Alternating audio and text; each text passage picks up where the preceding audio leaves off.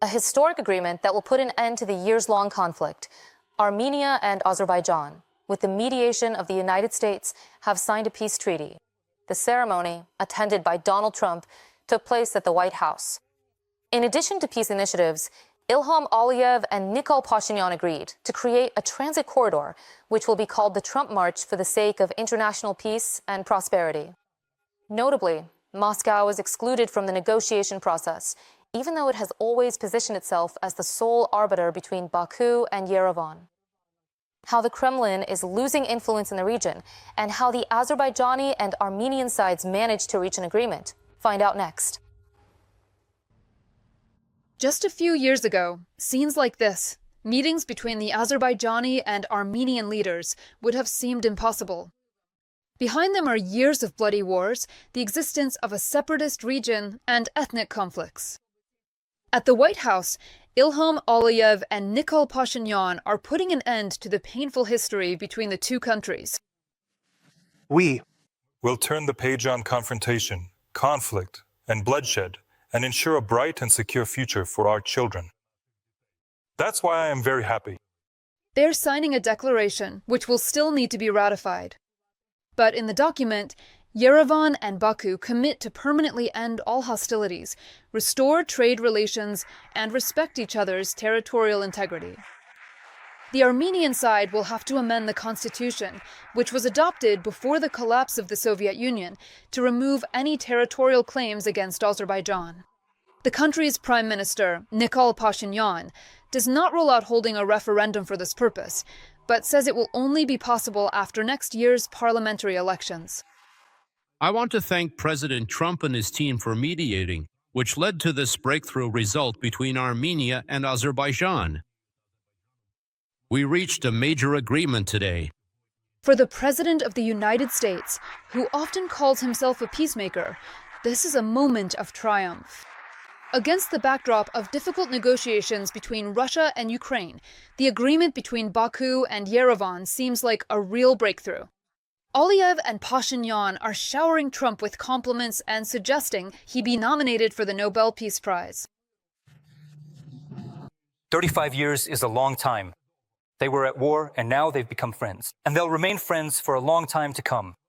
It is a great and wonderful honor to welcome everyone to the White House for this truly historic peace summit between Armenia and Azerbaijan.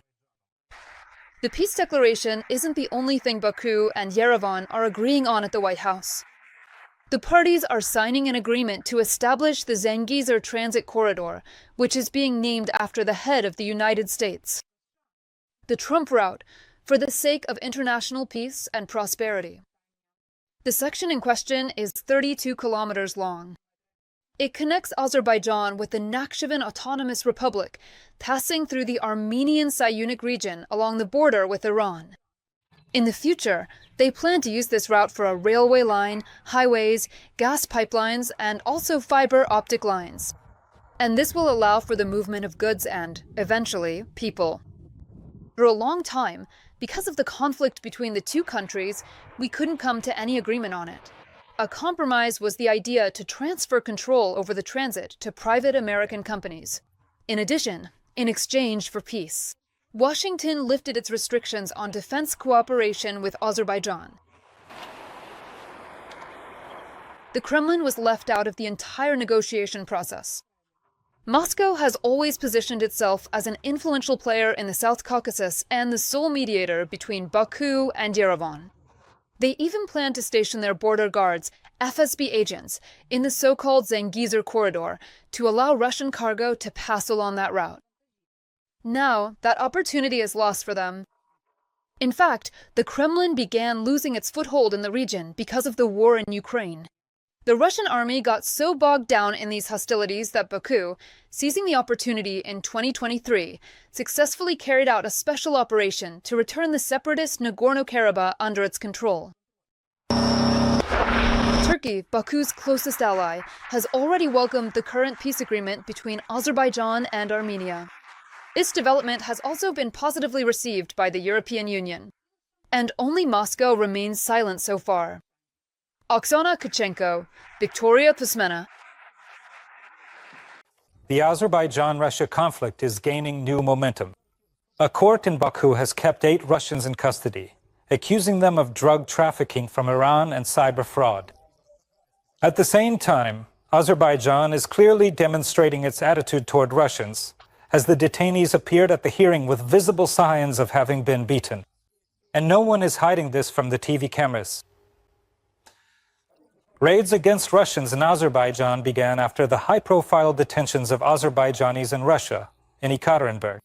At that time, 2 people died, and the prosecutor's office in Baku is certain they were subjected to torture. Meanwhile, the Ukrainian president called Ilham Aliyev to express his condolences over the Kremlin's lawlessness.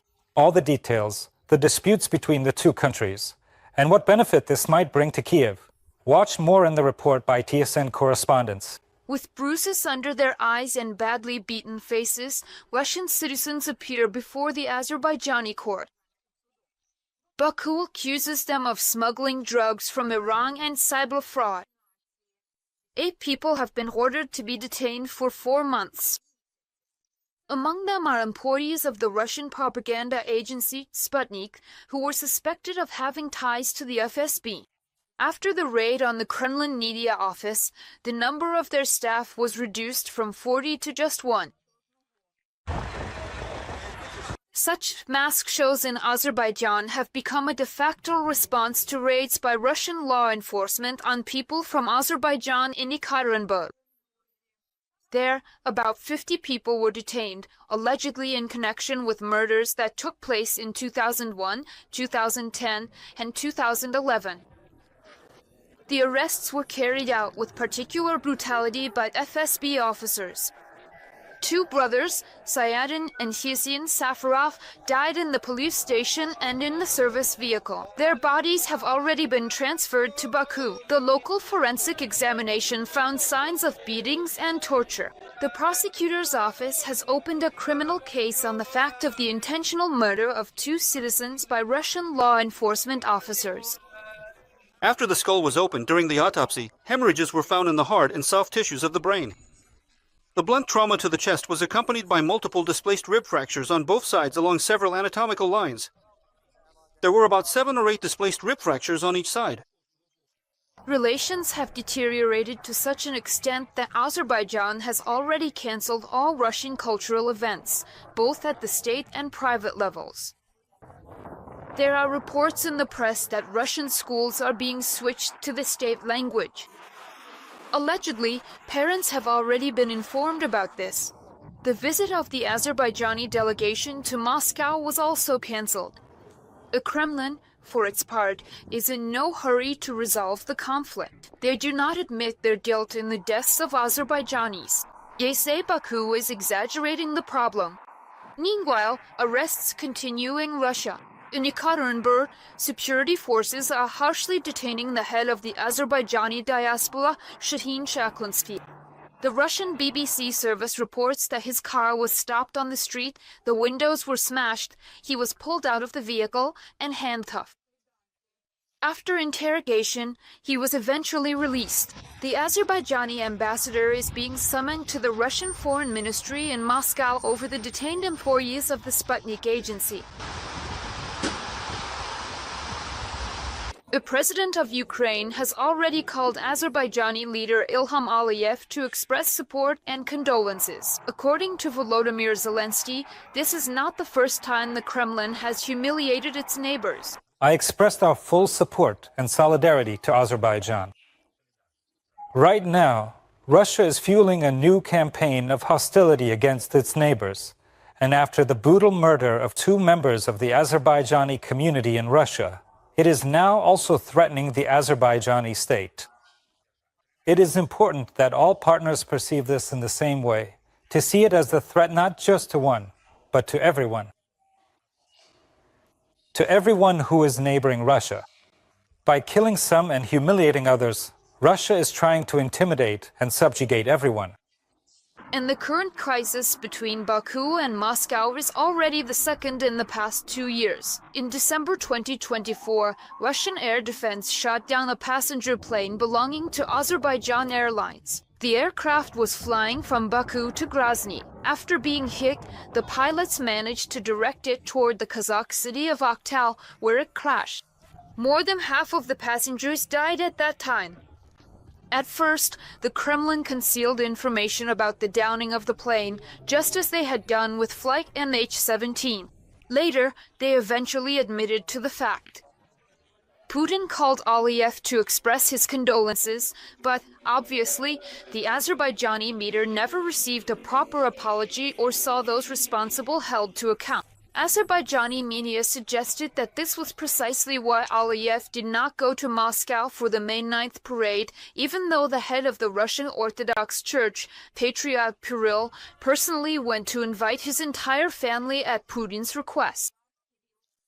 In addition, analysts see a geopolitical basis in the current conflict between Baku and Moscow. Azerbaijan has long been trying to challenge Moscow's dominance in the South Caucasus and is demanding more respect for itself. After Russia's position was weakened by the war in Ukraine, the Azerbaijanis successfully eliminated the self-proclaimed Nagorno-Karabakh Republic and brought it back under their control. Now Baku is trying to take away Moscow's monopoly on gas supplies and has already intercepted part of the deliveries to Europe. Experts say it is possible that the matter could even reach the point of supplying lethal weapons to Ukraine. So far, Azerbaijan has only supplied us with humanitarian aid. Oksana Tkachenko, TSN 1+1, Marathon, Only News.